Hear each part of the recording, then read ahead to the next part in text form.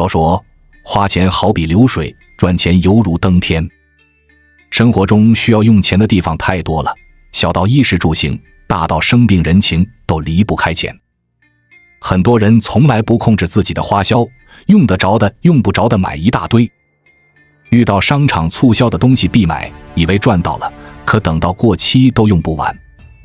为了凑单买多余的物品，实际上根本不需要，一直堆在角落里吃灰。办了多张信用卡，用的时候毫无负担，岂不知财富已经被悄悄偷走了。尽管收入不少，却从来攒不下钱。这就是著名的拿铁效应。有些不起眼的开支，长期积累可能变成一笔巨大的消费。便宜却不实用的东西，各种不常用的会员卡，形同鸡肋的生活神器。每次花钱很少，让人毫无觉察，却足以在不知不觉中掏空你的钱包。金融顾问大卫·巴赫说，如果戒掉一些坏习惯，省下生活中没必要的开销，你就是富翁。若能终结拿铁效应，你会比想象中更富有。一，你不是没钱，而是误入了消费陷阱。拿铁因素一书中，主人公佐伊的故事恰如其分地诠释了现代社会中许多人面临的财务困境。作为一家杂志社的副主编，佐伊的收入在工薪阶层中算得上优渥，然而他却总是入不敷出，这种现象在当今社会中并不罕见。佐伊每天上班路上都会买一杯拿铁，这个看似微不足道的习惯，在他眼中不过是生活中的一个小小仪式。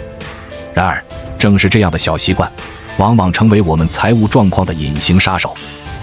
直到有一天，佐伊被咖啡店里的一幅画深深吸引，却因为买不起而倍感沮丧。这种沮丧感促使他开始反思自己的消费习惯。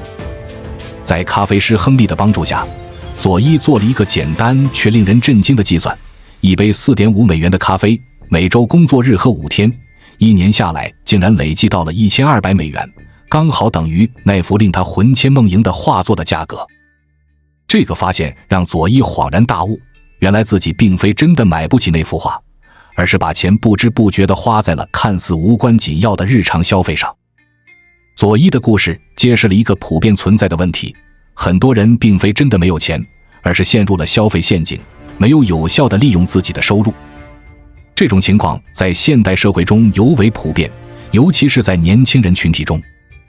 有些人持有赚钱就是为了花的观点，认为花钱越多就越有动力去赚钱。这种想法乍听之下似乎有些道理，但实际上往往会导致恶性循环。就像网友豆芽菜分享的经历一样，他作为一名月收入近2万元的项目经理，本应过着相当舒适的生活。然而由于缺乏存钱意识，他的消费习惯让他陷入了财务困境。豆芽菜的消费模式典型地反映了许多年轻人的生活方式，每天晚上浏览购物平台，即便没有特定需求，也会购买零食、饮料和各种小物件。追剧时订阅多个平台的会员，冲动购买昂贵的单反相机，却只用过一次。衣柜里堆满了穿不完的衣服。这些看似小额的开支累积起来，却成为了沉重的经济负担。更糟糕的是，这种消费方式不仅会导致经济问题，有时还会带来意想不到的后果。就像豆芽菜因为囤积过多蔬菜而导致食物中毒，最终花费近2000元住院治疗。这个教训告诉我们，过度消费不仅会影响我们的财务状况，有时还会危及我们的健康。当遇到意外情况时，比如疫情导致的公司效益下滑和全员降薪，这种无节制的消费习惯所带来的问题就会凸显出来。突如其来的收入减少，加上固定的高额开支，很容易让人陷入财务危机。回顾这些经历，我们不难发现，那些冲动购物带来的满足感往往是短暂的。当快感消退后，留下的只有堆积如山的无用物品和不断缩水的银行账户。这种情况不仅会带来经济压力，更会引发持续的自责和焦虑。通过不断的买，我们的生活很容易陷入一个恶性循环。为了缓解压力而消费，消费带来的经济压力又促使我们寻求更多的及时满足，如此往复。这种循环不仅无法真正解决问题，反而会让我们的处境变得越来越糟。最终，持续的超前消费和冲动购物可能会导致严重的财务问题。欠款的积累可能让我们沦为卡奴或债奴，这不仅会影响我们的生活质量，还可能危及我们的人际关系和职业发展。2. 存钱的最终目的是多一份选择权。有人喊着钱不是省出来的，今朝有酒今朝醉，信奉及时行乐，可到了急用钱的时候一筹莫展。这种观点在当今社会中颇为流行，尤其是在年轻人中间。他们认为人生短暂，应该及时享受，不应为了遥远的未来而牺牲当下的快乐。这种想法乍听之下似乎有几分道理，但实际上却是一种危险的财务态度。其实，当你有足够能力时，钱确实是赚出来的。这话不假，但问题是，并非每个人都有能力在短时间内大幅提高收入。更重要的是，如果没有良好的理财习惯，即使收入再高，也很可能入不敷出。可面对日益增长的消费欲望，日渐缩水的钱包，找不到开源的方法，节流就成了最好的途径。这并不意味着我们要过着极度拮据的生活，而是要学会合理分配我们的收入，避免不必要的开支。南京女孩李神爱的故事就是一个很好的例子。她出生在一个不太宽裕的家庭，从小没少为钱发愁。这种经历让她很早就有了节俭意识，并贯彻极简的生活理念。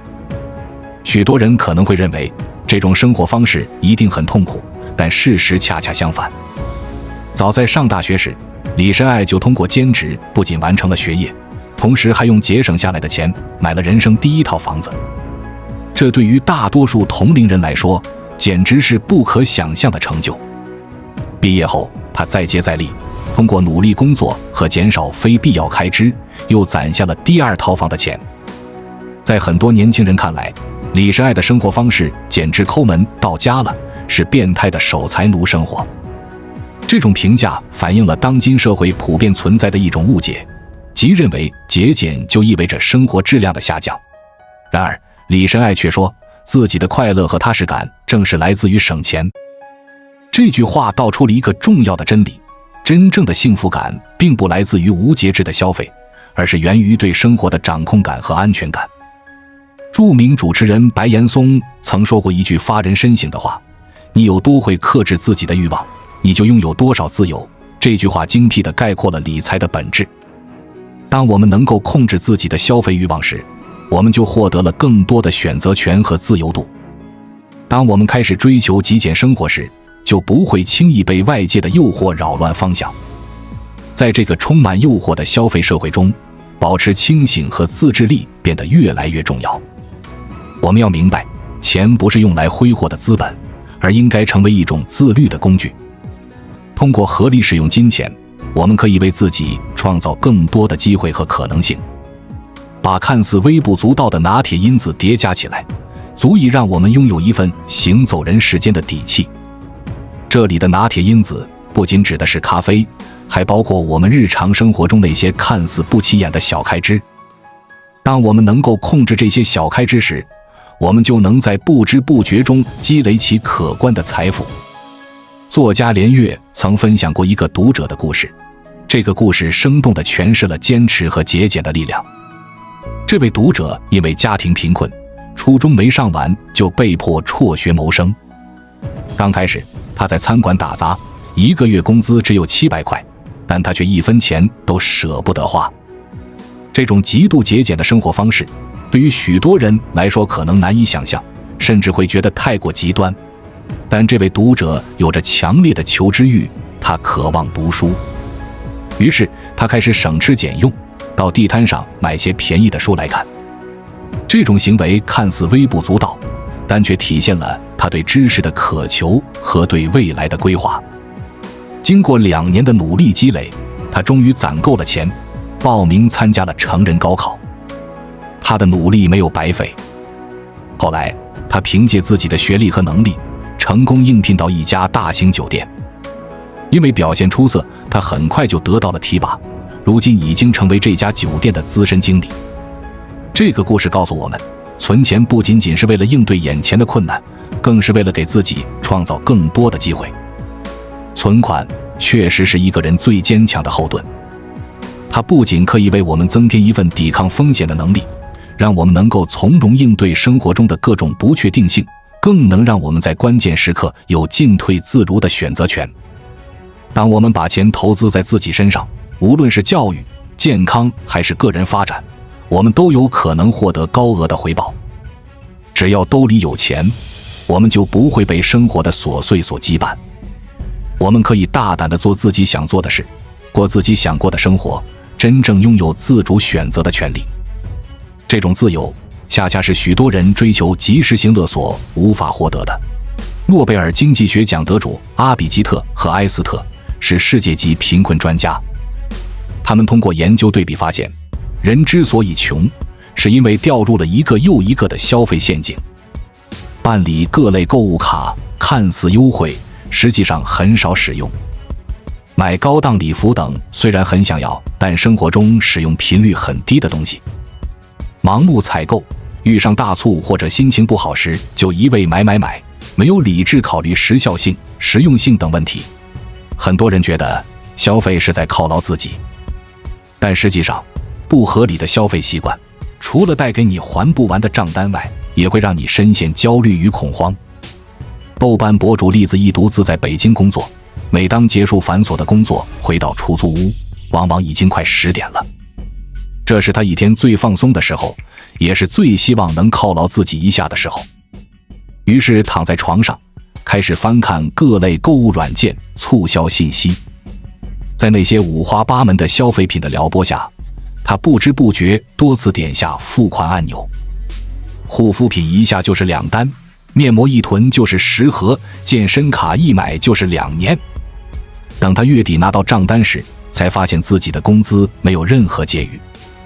后来他经历调岗、降薪，这才不得不开始审视过往的消费习惯，做出一些改变。能做饭就不点外卖，能买平替就不买大牌，购物之前先看库存。当他回归理性消费，囤积的物品少了，手里的存款也变多了。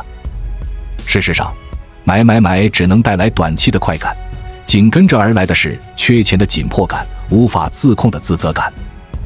而真正的有钱人，在消费上比谁都抠门，在存钱上比谁都热情。林家的《百万富翁》一书中有个数据，80%以上的富翁都是白手起家的富一代，几乎都是靠个人工作与勤俭自律走上财富自由之路的。扎克伯格一年到头只穿 T 恤牛仔裤，比尔盖茨多年来始终开着2手车，台塑集团王永庆一条毛巾用了27年。真正的富人思维是控制自己的消费欲，不停消耗金钱，也等于让渡了生活的掌控权。把钱紧紧攥在自己手里，才算真正掌控了自己的人生。在我们进一步探索之前，别忘了关注才知道并点击小铃铛。我们将继续揭示更多关于金钱的真相，祝你迅速实现财务自由。富人的28个理财习惯中有句话我颇为认同：挣钱就像赛跑，要想参加赛跑，就得有赛跑的资格，比如鞋子、体力等。什么是赛跑的资格？首先得有一笔储蓄。对大部分人来说，钱真的是一点点存出来的。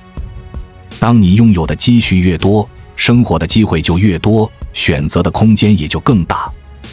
作家林公子曾说过自己的故事，他大学时在培训机构兼职打工，平时自己也有意识地存钱。后来他利用这笔钱先考了个 H3C 网络工程师认证，再报了个嵌入式 Linux 开发培训。实习时，这些技能都成为他简历上的加分项，他得到了很好的实习机会。而找工作时，这段实习经历又成为另外一个加分项，最终让他很顺利地拿到几家上市互联网公司的 offer。林公子感叹道，很多时候金钱的优势是不断累积扩大的。某个行为或许没有立竿见影地改变现状，可在长期积累下，它让你先得到了 A， 再得到 B， 接着得到 C。 机会是层层嵌套的，打开一扇门，你才能拿到下一扇门的钥匙。储蓄就是这第一道门。被 TED 邀请去做演讲的女孩孙玲，出生在湖南一个农村，家境贫寒，早早到了社会去讨生活。那些年她工资微薄，但她极其抠门，吃饭一天不超过5元钱，几年都没买过一件新衣服。后来她把自己的存的3万元钱拿去报了3期编程课，课程结束后，她离开工厂去深圳找了一份程序员的工作。当上程序员后，他深感自己英语能力严重不足，开始分期付款学习英语。随着他的编程，英语能力逐步提升，他又开始疯狂存钱攒学费，最终如愿进入美国一所大学学习计算机科学。几年后，他做进了谷歌的纽约办公室，成为 EPAM 1名程序员。其实最开始，孙玲不过是少买一条裙子，少吃一顿饭而已，可日积月累下，他与别人的差距被悄悄拉开了。主持人杨澜曾说，幸福的生活不会从天而降，学会储蓄才能拥有养足未来的资本。存钱是为将来谋划的远见和智慧。当你有了一定的原始积累，你渴望实现的愿望才有可能成为现实。储蓄是穷人思维，消费才是富人思维，这可能是近年来最毁人的谬论。信了，你的财命也就死了。大多数人意识不到，每个人一生的收入是有上限的。从这个角度思考，存钱的问题就从这个月花完了下个月还有，变成一生只有多少钱，多花1元就少1元。过度消费纯粹是为满足欲望而把钱扔到了水里。该省的钱要省，该存的钱一定要存，才是成年人最大的自律。3. 置顶存钱能力，升级你的安全感。哲学家哈维·艾克尔斯说，有些人有钱是因为他们会像有钱人那样思考、行事和储蓄。有些人一辈子挣了很多钱，但最后仍然会破产。不知道怎样攒钱，就永远存不住钱。真正有钱的人具有富人思维，能够克制自己的消费欲，注重存钱，也知道怎样花钱。分享几个小建议给一直存不下钱的人。1. 购买前深思熟虑。极简生活一书中提供了一个购物标准，就是在买东西之前问自己3个问题：我是否真的需要它？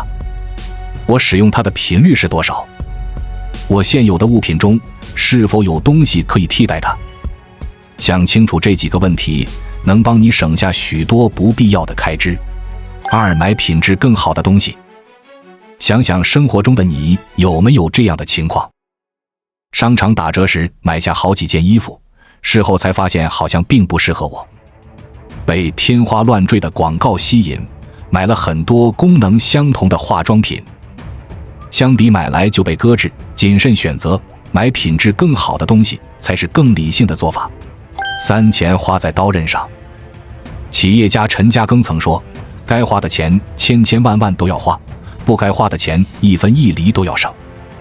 冲动消费能省则省，投资自己的钱一定要花，把钱花在能创造新价值的地方，才能保证未来的发展。4. 365存钱法，争做存钱达人。推荐你一个有趣的存钱方法：365存钱法。每天挑1到365中的一个数字来存一笔钱，存了多少就勾掉下图中对应的数字。比如存了10元，就勾掉数字10。这一年中，每天存的钱数不重复。当你填满数字后，1年下来就能存下66795元。5. 不是刚需不要买，把钱用在刀刃上。列出采购清单，不需要的打折促销品不买，长期不使用的不要买。拿不定主意时，问自己3个问题：它到底有哪些优势？不能用现有物品替代吗？你买了会长期使用吗？给自己3天缓冲期，如果过了3天还想买，再考虑买下；如果已经忘了这件事，那就此作罢。把每一笔钱都花在刀刃上，让花销物有所值。那些投资自己的钱、经营家庭的钱，1分都不能省。比如学一门课程、孩子的教育娱乐、父母的健康保健等等。6. 定期记账复盘，明确钱款的去向。首先设置大体预算，记录消费明细，将消费项目分类整理，可以按照生活消费、日常采购、人情往来等等。然后定期复盘，1周或者1个月，回顾一下这段时间的消费，筛选出消费比较多的名目，看看有哪些可以缩减，找出所有拿铁因素的花费，能砍掉的则砍掉，弄清楚钱都流向了哪里，便于及时调整自己的消费习惯。建立不买清单，减少纠结，让省钱变得更加理性轻松。7.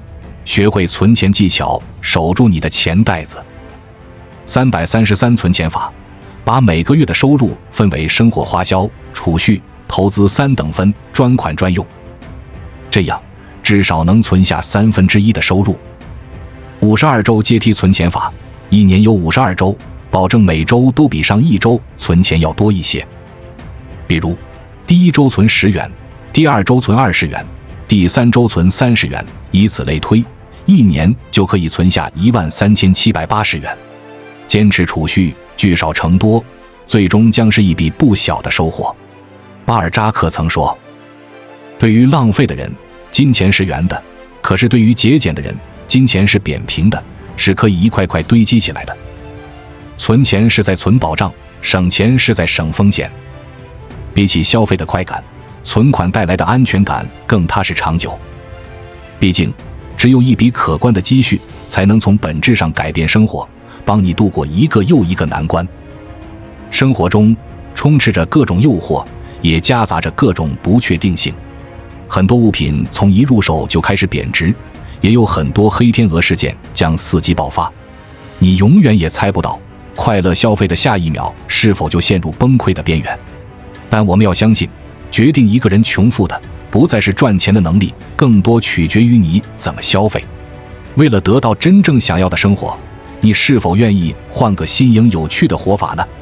你改变的每一个习惯，攒下的每一分钱，都会成为你遮风挡雨的伞，给你最笃定的安全感。消费有度，努力存钱，才是真正的人间清醒。记住，钱不是用来炫耀的工具，而是实现梦想的阶梯。当我们学会控制欲望，合理规划支出，我们就能在人生的赛道上稳步前进，拥有更多的选择权和安全感。